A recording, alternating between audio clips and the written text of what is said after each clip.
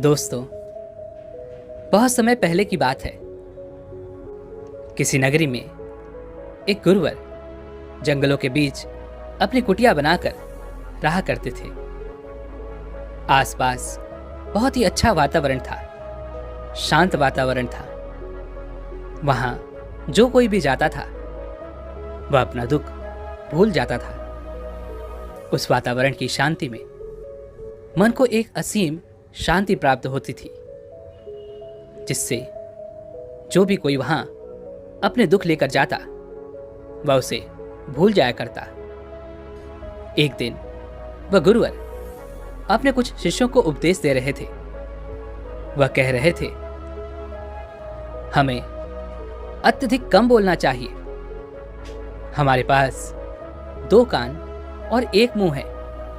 इसका अर्थ यह है कि हम जितना बोलते हैं उसका 2 गुना हमें सुनना चाहिए, और यही प्रकृति भी चाहती है। इसलिए उसने हमें इस रूप में ढाला है। इसलिए इस प्रकृति ने हमें 2 कान और 1 मुंह दिया है। तुमने देखा होगा कि इस प्रकृति में जिस भी पदार्थ की संख्या अत्यधिक है, उस पदार्थ की कीमत उतनी ही कम है, और जो पदार्थ बहुत कम है उसकी कीमत उतनी ही ज्यादा है। और यही नियम हमारी जीभा पर भी लागू होता है। हम जितना कम बोलेंगे, लोग हमारी बातों को उतना ही गहराई से समझेंगे, हमें उतनी ही गंभीरता से लेंगे। वह हमारी बात सुनेंगे, समझेंगे और हमारी इज्जत भी करेंगे। उन गुरु की यह बात सुनकर उन सभी शिष्यों में से एक शिष्य खड़ा हुआ और उसने उन गुरु से कहा, हे गुरुवर, आपकी बातों को बीच में काटने के लिए क्षमा चाहता हूं, लेकिन मेरा एक प्रश्न है। क्या मैं आपसे पूछ सकता हूं? इस पर वह गुरुवर कहते हैं, अवश्य पूछो, तुम क्या पूछना चाहते हो? तभी वह शिष्य कहता है, हे गुरुवर, यदि हम कम बोलेंगे तो हमारी बात सामने वाला किस तरह से समझ पाएगा? इस पर वह गुरुवर कहते हैं, तुम क्या कहना चाहते हो? तभी वह शिष्य उन गुरुवर से कहता है, हे गुरुवर, मान लीजिए कि मुझे किसी को उपदेश देना है और मैं उस उपदेश को थोड़ा ही बताता हूं, अर्थात कम बोलता हूं, तो भला वह उपदेश उन लोगों को किस तरह से समझ में आएगा? और यदि मैंने उनसे कम शब्द कहे, कम बातें कही और उन लोगों को वह बात समझ नहीं आई, तो वो लोग मुझे गलत समझेंगे। या फिर यह भी हो सकता है कि वो लोग मेरी बातों का गलत मतलब निकाले। और हमने अक्सर अपने आसपास ये भी देखा है कि जब भी कोई झगड़ा करता है, मारपीट करता है, ऐसे समय पर जो व्यक्ति शांत रहता है, कम बोलता है, लोग उसे डरपोक समझते हैं, उसे मारते पीटते हैं, उसे डरपोक समझकर उसका उपहास करते हैं, अपशब्द कहते हैं। लेकिन वह कम बोलने वाला व्यक्ति उनसे कुछ नहीं कह पाता। इसीलिए हे गुरुवर, तो ऐसे समय पर भी क्या हमारा कम बोलना उचित होगा? तभी वह गुरुवर मुस्कुराने लगे और अपने उस शिष्य से कहते हैं, मैं तुम्हें एक कहानी सुनाता हूं। इस कहानी के जरिए तुम्हें तुम्हारे सभी सवालों के जवाब तुम्हें मिल जाएंगे। इस कहानी को बड़े ही ध्यानपूर्वक सुनना और इसे समझने का प्रयास करना। बहुत समय पहले की बात है। एक छोटा सा राज्य था। उस राज्य का राजा अत्यधिक धनवान था। उसके पास किसी चीज की कोई कमी नहीं थी। उसका परिवार, उसका राज्य बहुत फला फूला हुआ था। प्रजा अपने राजा से बहुत खुश थी। प्रजा हमेशा अपने राजा का गुणगान किया करती थी। एक दिन वह राजा भरे राज दरबार में यह ऐलान करता है कि जो भी व्यक्ति मेरे मन की बात मुझे साफ और स्पष्ट तौर पर बता देगा, मैं उसे 100 सोने के सिक्के इनाम में दूंगा। राजा ने जो ये ऐलान किया था, यह बात पूरे राज्य में फैल गई। राज्य के हर कोने से बड़े बड़े विद्वान, बड़े बड़े साधु, बड़े बड़े पंडित, बड़े बड़े ज्ञानी सभी राज दरबार में उपस्थित होने लगे। कोई कहता कि हे राजन, आप बहुत धनी हैं, तो कोई कहता आप बहुत विद्वान हैं। कोई उनकी राज्य की प्रशंसा करता, तो कोई उनकी वीरता के गुण गाता। कोई उनकी प्रजा के बारे में कहता, तो कोई उनके ज्ञान की बातें करता। लेकिन सभी की बातें सुनकर राजा केवल एक ही बात कहता था, नहीं, इनमें से कोई भी बात मेरे मन में नहीं है, इनमें से कोई भी बात मेरे दिल की है ही नहीं। सभी ने बहुत प्रयत्न किए, सभी ने बहुत अच्छी अच्छी बातें उन राजा को बताई, लेकिन राजा हर बार केवल एक ही बात कहता था कि जो भी बातें आप लोगों ने कही हैं, ऐसी कोई भी बात मेरे मन में है ही नहीं। यह बात सुनकर वहां पर उपस्थित सभी लोग बहुत निराश हो चुके थे। किसी को कुछ समझ नहीं आ रहा था कि आखिर राजा के मन में क्या चल रहा है। राजा किस बात से प्रसन्न होंगे और कैसे उन्हें वह 100 सोने के सिक्के प्राप्त होंगे। जहां एक तरफ राज दरबार में बड़े बड़े विद्वान, पंडित, साधु उपस्थित थे, वहीं दूसरी तरफ उसी नगर में एक गरीब ब्राह्मण भी रहता था।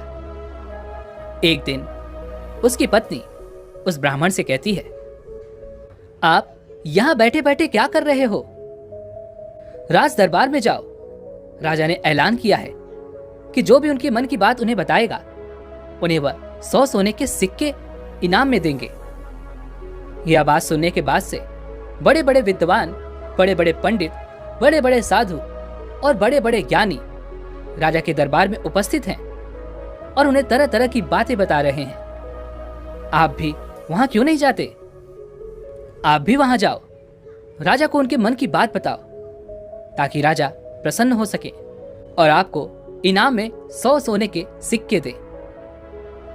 अपनी पत्नी की यह बात सुनकर वह ब्राह्मण कहता है, तुम मूर्ख हो क्या?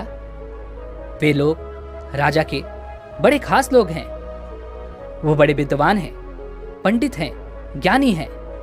उनके सामने भला मैं क्या हूं? वो काम बड़े बड़े पंडितों का है, बड़े बड़े साधुओं का है। जिसने भी इस दुनिया का बहुत सारा ज्ञान अर्जित किया होगा, ये उसी के बस की बात है, मेरे बस की नहीं। मैं भला राजा के मन की बात किस तरह समझ सकता हूं? हम गरीब हैं और हमें उस राज दरबार में जाने के लिए भी अनुमति चाहिए, और ऐसे में तुम मुझे उस राज दरबार में भेजना चाहती हो। यदि मैंने उनके मन की बात कह भी दी, तो वो भला हमें 100 सोने के मोहरे क्यों देंगे? अपने पति की यह बात सुनकर उसकी पत्नी कहती है, ओहो, मुझे कुछ नहीं पता। आप उस राज दरबार में जाइए और जैसा मैं कहती हूं बिल्कुल वैसा कीजिए। जब आप उस राज दरबार में जाएंगे और राजा जब आपकी तरफ देख रहे होंगे, तब आपको पूर्व दिशा की तरफ अपनी एक उंगली उठा देनी है। और मुझे पता है कि राजा बहुत समझदार है, वो आपकी बात जरूर समझ जाएगा और आपको 100 सोने के सिक्के इनाम में देगा। अपनी पत्नी की यह बात सुनकर वह ब्राह्मण जोर से हंस पड़ता है और कहता है, अरे तुम मूर्ख हो गई हो क्या? तुम्हें क्या लगता है कि पूर्व दिशा में मेरी एक उंगली उठाने से राजा मुझे 100 सोने के सिक्के दे देगा और वहां पर जो बड़े बड़े विद्वान, पंडित, साधु और ज्ञानी बैठे हुए हैं, वो लोग चुपचाप केवल नजारा देखते रहेंगे? क्या वह कुछ नहीं कहेंगे? इस पर उस ब्राह्मण की पत्नी कहती है, मैंने आपसे जितना कहा है आप बस उतना कीजिए और आप देखेंगे कि राजा आपको ही 100 सोने के सिक्के इनाम में देंगे। ब्राह्मण की पत्नी जैसे तैसे अपने पति को मना लेती है। अगले ही दिन वह ब्राह्मण राज दरबार में पहुंचता है। वह ब्राह्मण बहुत ही डरा सहमा हुआ था। इतने लोगों की भीड़ को देखकर वह बहुत डर रहा था, लेकिन वह अपनी पत्नी की बात मानकर उस राज दरबार में उपस्थित रहा, खड़ा रहा। जैसे ही राजा की नजर उस ब्राह्मण पर पड़ी, वह ब्राह्मण अपनी पत्नी की बात मानते हुए एक उंगली पूर्व दिशा की तरफ उठा देता है। यह देख राजा बहुत प्रसन्न होता है और राजा तुरंत ही उसे 100 सोने के सिक्के इनाम में देता है। यह सब देख वहां पर उपस्थित बड़े बड़े विद्वान, पंडित, साधु और ज्ञानी सभी लोग आश्चर्यचकित रह गए कि आखिर ऐसा इसने क्या कह दिया जो राजा को बहुत अच्छा लगा। हर कोई यह सोचकर हैरान था कि इस ब्राह्मण ने तो केवल एक उंगली ही उठाई थी और इसे 100 सोने के सिक्के मिल भी गए। यह सब देखकर वहां पर उपस्थित हर कोई अचरज में था और वह ब्राह्मण अपने 100 सोने के सिक्के लेकर अपने घर लौट गया और खुशी खुशी वह 100 सोने के सिक्के अपनी बीवी के हाथ में रख देता है और कहता है, राजा ने मुझे ये 100 सोने के सिक्के इनाम में दिए हैं और जैसा कि तुमने कहा था, मैंने पूर्व दिशा की तरफ केवल एक उंगली ही उठाई थी, लेकिन मैं अब तक यह समझ नहीं पाया कि इसका अर्थ क्या हुआ।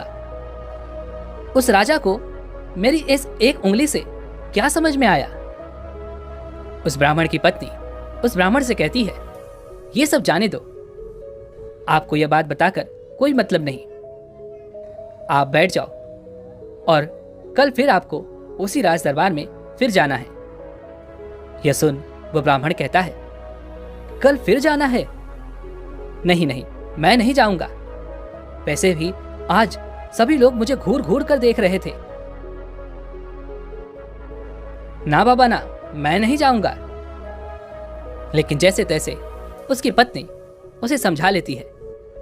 अगले दिन वह ब्राह्मण एक बार फिर तैयार होता है और अपनी पत्नी से पूछता है, अच्छा बताओ आज मुझे क्या करना है। तभी उस ब्राह्मण की पत्नी कहती है, आज आपको पश्चिम दिशा की तरफ अपनी एक उंगली उठानी है। वह अपनी पत्नी की बात मानकर फिर से एक बार राज दरबार पहुंच जाता है। जैसे ही राजा की नजर उस पर पहुंचती है, वह ब्राह्मण अपनी एक उंगली पश्चिम दिशा की ओर उठा देता है। यह देख राजा एक बार फिर प्रसन्न हो जाता है और राजा उन्हें 100 सोने के सिक्के फिर से इनाम में देता है। यह सब देखकर वहां पर उपस्थित हर कोई बड़ा हैरान था। हर कोई अचरज में था कि आखिर ये सब हो क्या रहा है। हम यहाँ पर अच्छी अच्छी बातें बता रहे हैं, राजा को तरह तरह का ज्ञान दे रहे हैं, लेकिन राजा उससे प्रसन्न नहीं हो रहे। और यह ब्राह्मण है कि केवल एक उंगली उठाता है और राजा उसकी बातों से खुश हो जाते हैं, उसे 100 सोने के सिक्के इनाम में दे देते हैं। और तो और यह कुछ बोलता भी नहीं, चुपचाप आता है, उंगली उठाता है, इनाम लेता है और चला जाता है। हर कोई केवल बस यही जानना चाहता था कि आखिर उस ब्राह्मण को ऐसा कौन सा ज्ञान है जो उनके पास नहीं। अगले दिन फिर से वो ब्राह्मण राज दरबार में आता है और अब की बार वह अपनी उंगली उत्तर दिशा की तरफ उठाता है और अब की बार भी राजा प्रसन्न होकर उसे 100 सोने के सिक्के इनाम में देते हैं। यह सब देख देख कर वहां पर उपस्थित हर बड़ा से बड़ा विद्वान थक चुका था। उन्हें कुछ भी समझ नहीं आ रहा था कि आखिर एक उंगली उठाने से राजा किस तरह से प्रसन्न हो जा रहे हैं। यह बात देखकर हर किसी ने यह तय किया कि अब यदि उंगली उठाने से ही उन्हें इनाम मिल सकता है तो वो राजा के सामने बड़ी बड़ी बातें क्यों करें, बड़ा बड़ा ज्ञान राजा को क्यों बताएं। उससे अच्छा है कि वो सब मिलकर एक ही दिशा की तरफ उंगली उठाएंगे। सभी ने मिलकर यह तय कर लिया था। अगले दिन सुबह सुबह वह ब्राह्मण फिर से राज दरबार में आने के लिए तैयार हो रहा था और वह अपनी पत्नी से पूछता है, बताओ आज मुझे क्या करना होगा। इस पर उसकी पत्नी कहती है, आज आपको कुछ नहीं करना, आज आप घर पर ही बैठे। उस दिन सभी ब्राह्मण, सभी विद्वान, सभी साधु संत वहां पर उपस्थित थे। राजा के आते ही सब खड़े हुए। जैसे ही राजा की नजर उनसे मिली, सभी ने दक्षिण दिशा की तरफ अपनी उंगली उठा दी। यह देखकर राजा को बड़ा क्रोध आया। राजा ने गुस्से में सभी पंडितों को, सभी विद्वानों को कारावास में डलवा दिया। और ये देखकर वहां पर उपस्थित हर बड़ा से बड़ा विद्वान आश्चर्यचकित था। वो हैरान था कि आखिर हमने ऐसी क्या गलती कर दी। जब वो ब्राह्मण अलग अलग दिशाओं में अपनी उंगली उठाता है तो उसे 100 सोने के सिक्के इनाम में मिलते हैं, और आज जब हमने एक साथ एक ही दिशा की तरफ अपनी उंगली उठाई तो हमने क्या गलत कर दिया। भला राजा क्या समझ रहा है? ऐसा कौन सा ज्ञान है, ऐसा कौन सा राज है जो हम नहीं जानते, जिसके बारे में हम में से किसी को कुछ नहीं पता?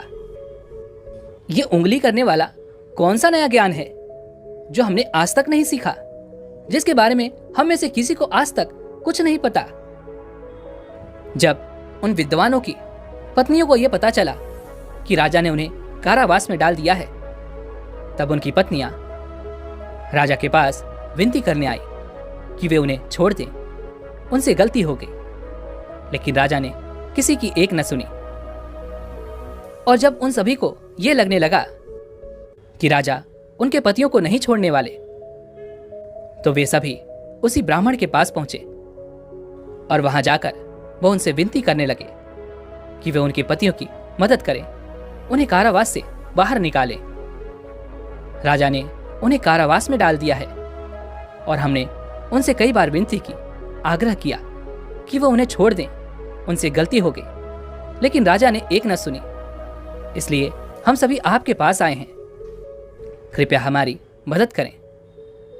उस ब्राह्मण और उसकी पत्नी ने सारी बातें ध्यानपूर्वक सुनी।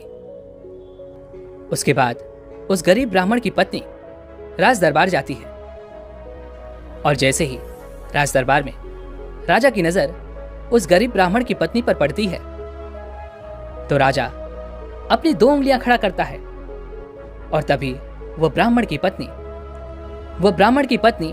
अपने पैर पर ताली मारती है। यह देखकर राजा तुरंत ही अपने अधिकारियों को आदेश देता है कि जाओ उन सभी को कारावास से बाहर निकालो। यह सब देखकर वहां पर जो उपस्थित पंडित थे, उनकी हैरानी का कोई ठिकाना नहीं रह गया था। उन्हें यह समझ ही नहीं आ रहा था कि आखिर यह कौन सी विद्या है, यह कौन सा ज्ञान है। कभी वो ब्राह्मण 1 उंगली खड़ी करता है, कभी राजा 2 उंगलियां खड़ी करता है, और कभी यह ब्राह्मण की पत्नी अपने टांगों पर ताली पीटती है। आखिर ये सब चल क्या रहा है? आखिर ये सब हो क्या रहा है? सभी मिलकर ये तय करते हैं कि इसका जवाब तो हमें वह गरीब ब्राह्मण ही देगा। इसलिए सभी मिलकर उस गरीब ब्राह्मण के घर पहुंचते हैं, और उन सभी पंडितों में से एक पंडित उन गरीब ब्राह्मण से कहता है, आप ही हमें बताइए, ये कौन सी विद्या है जो हम नहीं जानते? आपको भला राजा ने इतनी बार इनाम क्यों दिया? और जब हमने आपकी तरह एक दिशा में उंगली उठाई तो हमें कारावास में डाल दिया, और जब हमारी पत्नियां हमें छुड़ाने आई, उन्होंने राजा से विनती की, राजा से आग्रह किया कि वो हमें छोड़ दें, लेकिन राजा ने उनकी एक न सुनी। और जब आपकी पत्नी उसी राज दरबार में आती हैं, तो उनके केवल एक आदेश पर, उनके केवल एक इशारे पर राजा हमें कारावास से छोड़ देता है। आखिर ये सब हो क्या रहा है? आखिर आपने ये सब कैसे किया? क्या आप हमें भी ये ज्ञान दे सकते हैं? क्या आप हमें भी ये विद्या सिखा सकते हैं?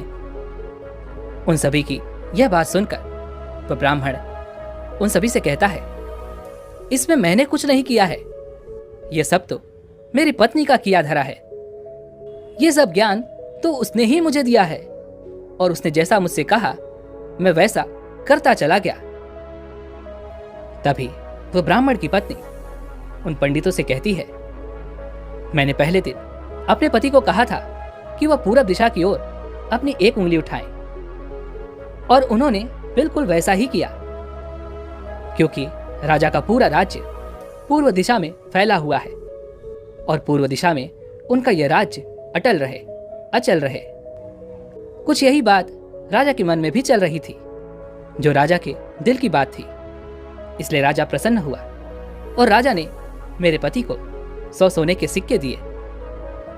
दूसरे दिन जब मेरे पति आए तो मैंने उन्हें कहा कि तुम आज के दिन पश्चिम दिशा की तरफ अपनी एक उंगली उठाना, जिसका अर्थ यह था कि आपका राज्य सूरज के उगने से ढलने तक के बीच में आप ही का राज रहेगा।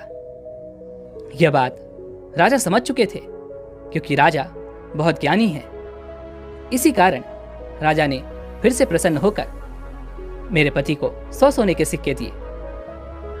तीसरे दिन मैंने अपने पति को यह कहा था कि वह उत्तर दिशा की ओर अपनी उंगली उठाएं, और इन्होंने राज दरबार में बिल्कुल वैसा ही किया। उत्तर दिशा की तरफ उंगली उठाने का अर्थ यह था कि जिस प्रकार इस राज्य के जो पहले राजा थे उनका राज्य अटल था, ठीक उसी प्रकार आपका राज्य भी अटल रहेगा। और यह बात भी राजा के मन की ही थी, जिस कारण राजा ने प्रसन्न होकर उन्हें 100 सोने के सिक्के इनाम दिए। लेकिन चौथे दिन जब मेरे पति तैयार होकर राज दरबार के लिए निकल रहे थे, तब मैंने इन्हें मना कर दिया। मैंने इन्हें घर पर ही बिठा दिया, क्योंकि मैं जानती थी अब आगे हमें कोई भी सोने के सिक्के नहीं मिलने वाले। उनके मन की जो भी बातें थी वो हमने पहले ही कर दी थी। लेकिन उसी वक्त आप लोगों की मूर्खता के कारण आप सभी ने दक्षिण दिशा की तरफ उंगली उठा दी, और इधर तो राजा रावण का राज्य चला गया, उसे मार दिया गया था। इसलिए राजा ने इसे एक गलत निर्देश समझा, एक गलत संदेश माना, और आप सभी को कारावास में डाल दिया। तभी उन सभी पंडितों में से एक पंडित यह कहता है कि यह सब तो ठीक है, लेकिन आपने हमें बाहर कैसे निकाला, जबकि राजा ने तो हमें बाहर निकालने से मना कर दिया था। तभी वह ब्राह्मण की पत्नी कहती है, जब मैं अपने हाथों में चारा लेकर राज दरबार पहुंची तो राजा ने 2 उंगली खड़े कर दी, और मैं उनका संदेश समझ चुकी थी। इसलिए मैंने अपने हाथों से अपने पैरों पर ताली पीटी, जिसका अर्थ यह था कि ये तो केवल जानवरों की जैसे हैं, ये तो केवल खाने वाले हैं। राजा का अर्थ यह था कि जानवर तो 2 प्रकार के होते हैं, सींग वाले और बिना सींग वाले, और मेरे ताली पीटने का अर्थ यह था कि ये तो बिना सींग वाले हैं और इनसे आपको कोई नुकसान नहीं, यह तो केवल खाने वाले जानवरों में से हैं, ये आपको कभी भी नुकसान नहीं पहुंचा सकते। और इसी कारण राजा ने आप सभी को कारावास से बाहर निकाल दिया।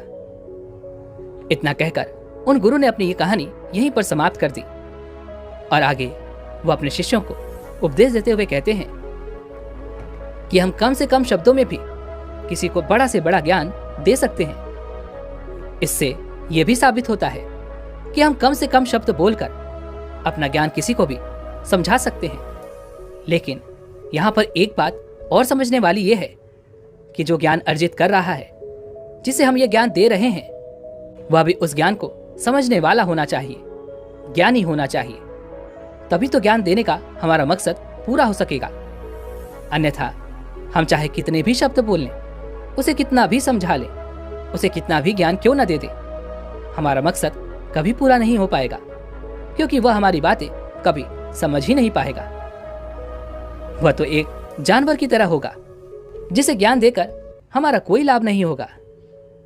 अज्ञानी को ज्ञान देकर हमें कोई लाभ नहीं। हाँ, यदि आप अज्ञानी को ज्ञान देना ही चाहते हैं तो इसका अर्थ यह नहीं कि आप ज्यादा शब्दों का उपयोग करें। आप बहुत कम शब्दों में भी उसे वह ज्ञान दे सकते हैं। आगे वह गुरुवर अपने सभी शिष्यों से कहते हैं कि हमें अपने जीवन में इन 5 परिस्थितियों में हमेशा चुप रहना चाहिए।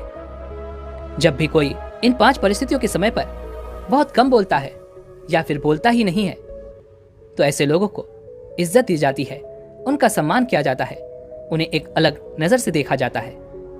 ऐसे लोगों को लोग ज्ञानी समझते हैं, क्योंकि उन्हें पता है कब और कहां बोलना है और कितना बोलना है। सबसे पहली बात बताते हुए वह गुरुवर कहते हैं कि जब कोई व्यक्ति तुम्हारी भावनाओं को, तुम्हारे शब्दों को नहीं समझ पा रहा, ऐसी परिस्थिति में इंसान का चुप रहना ही उचित है, क्योंकि हमें से अधिकांशतः लोग बेवजह ही अपने दुख, अपनी पीड़ाएं, अपनी तकलीफें लोगों के साथ साझा करने की आदत होती है। लेकिन वो यह नहीं जानते कि जिन्हें वो अपनी तकलीफें साझा कर रहे हैं उन्हें आपकी तकलीफों से कोई मतलब नहीं। वह तो आपकी तकलीफों का फायदा उठाना चाहते हैं। वह तो आपकी तकलीफों को सुनकर मन ही मन खुश हो रहे हैं, क्योंकि उन्हें अब यह पता चल चुका है कि जितना खुश वो आपको समझते थे, जितना सुखी वो आपको समझते थे, आप अंदर से उतने सुखी हैं नहीं। आपका सुख चैन लूट चुका है और यह जानकर उन्हें बहुत प्रसन्नता होती है। वो बहुत खुश होते हैं और ऐसे समय पर वो आपका साथ भी छोड़ देते हैं, क्योंकि कोई भी एक दुखी व्यक्ति के साथ रहना पसंद नहीं करता। इसलिए जब भी ऐसी कोई परिस्थिति आए जब आपको लगे कि मुझे अपनी भावनाओं को, अपने शब्दों को किसी के साथ साझा करना चाहिए, तो ऐसे समय पर आप अपने कुछ करीबी खास परिवार के सदस्यों या फिर कुछ ऐसे खास मित्रों से अपनी बात साझा कर सकते हैं जिन पर आपको पूरा यकीन हो। और अन्यथा यदि आप किसी और के साथ अपने मन की ये बातें साझा करेंगे तो वो लोग आपको बेवकूफ़ी समझेंगे और ऐसे समय पर आप केवल मजाक के पात्र ही बनेंगे। दूसरी जगह जहां पर हमें चुप रहना चाहिए, जब हमें किसी विशेष मौके के बारे में अधूरी जानकारी हो, किसी विशेष घटना के बारे में जब हम नहीं जानते, जब हमें अधूरा ज्ञान हो, तो ऐसे मौके पर हमेशा चुप रहना चाहिए। हम में से अधिकांश लोगों को यह शौक होता है कि वो अपने ज्ञान का प्रदर्शन करें, लेकिन अधिकांश लोगों को आपने देखा होगा कि उन्हें उस विषय के बारे में अधूरा ज्ञान होता है, जिस कारण वो हर समय लोगों के बीच मजाक का पात्र बनते हैं। लोग उनकी खिल्ली उड़ाते हैं, उनका मजाक बनाते हैं और ऐसे व्यक्तियों को लोग कभी गंभीरता से नहीं सुनते, उन्हें कभी गंभीरता से नहीं लेते। जो भी बातें हमने इधर उधर से सुनी है, जिनका हमें ज्ञान नहीं है, उन बातों को लेकर हमें कभी भी दूसरों को नहीं समझाना चाहिए, ना ही अपनी बातों को दूसरों से मनवाना चाहिए। आगे वह गुरुवर अपने शिष्यों को तीसरी बात बताते हुए कहते हैं, जब कोई इंसान किसी दूसरे व्यक्ति की बुराई कर रहा हो तो ऐसे समय पर तुम्हें चुप रहना चाहिए, क्योंकि ऐसा व्यक्ति कभी किसी का नहीं होता।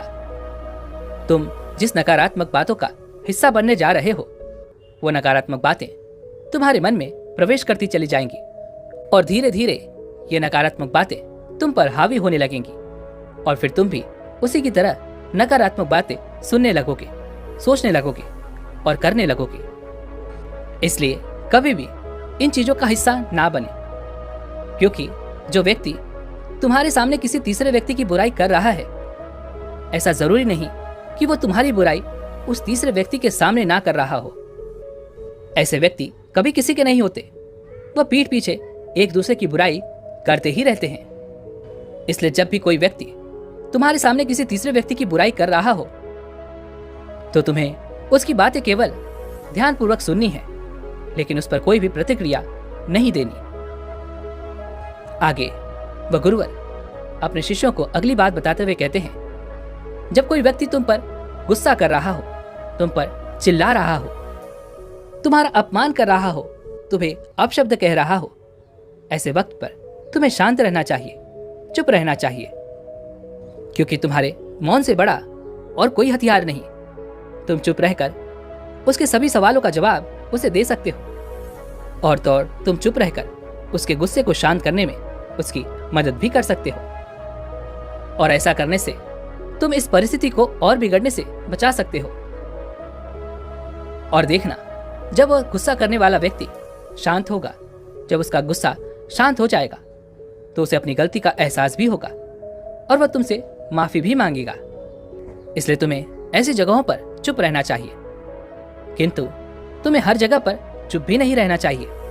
जब तुम्हें लगे कि कोई व्यक्ति गलत कर रहा हो तो उसका विरोध करो, शांत मत रहो, क्योंकि यदि तुम ऐसी परिस्थिति में चुप रहोगे तो वह तुम्हें कमजोर समझेगा, तुम्हें डरपोक समझेगा और तुम्हारे इस कमजोरी का फायदा भी उठाएगा।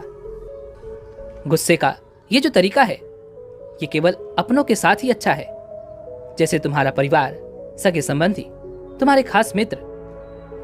लेकिन हर इंसान के सामने तुम्हें ऐसे नहीं रहना। यदि तुम्हारे साथ कोई गलत कर रहा हो तो इसका जवाब तुम्हें उसे अवश्य देना चाहिए। आगे वह गुरुवर अपने शिष्यों को पांचवी बात बताते हुए कहते हैं कि जब कोई व्यक्ति अपने मन की बात कोई घटना या कोई दुख भरी बातें तुम्हारे साथ साझा कर रहा हो, तो ऐसी स्थिति में हमें चुप रहकर ध्यानपूर्वक उसकी सारी बातें सुननी चाहिए।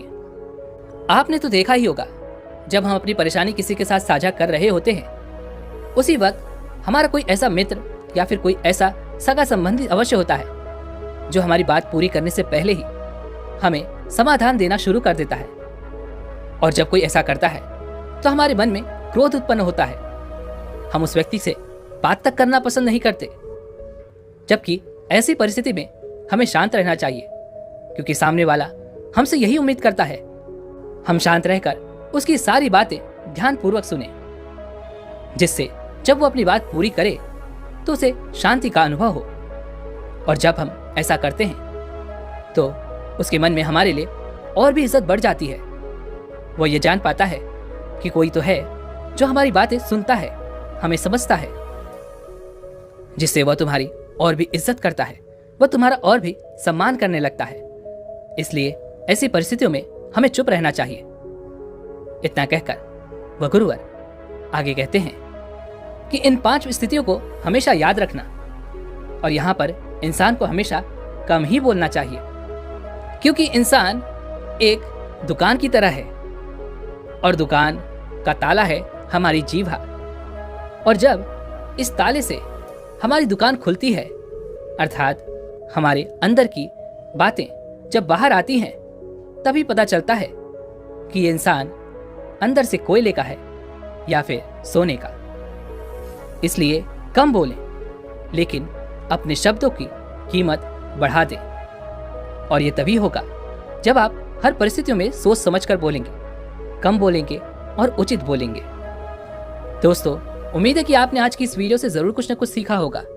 तो इस वीडियो को लाइक और अपने दोस्तों के साथ शेयर करना ना भूलें, और हमें ऐसे ही सपोर्ट करने के लिए चैनल को सब्सक्राइब और घंटी बटन को भी जरूर दबा दें। तो चलिए फिर मिलते हैं इसी एक और वीडियो में। तब तक के लिए अपना ख्याल रखें। धन्यवाद।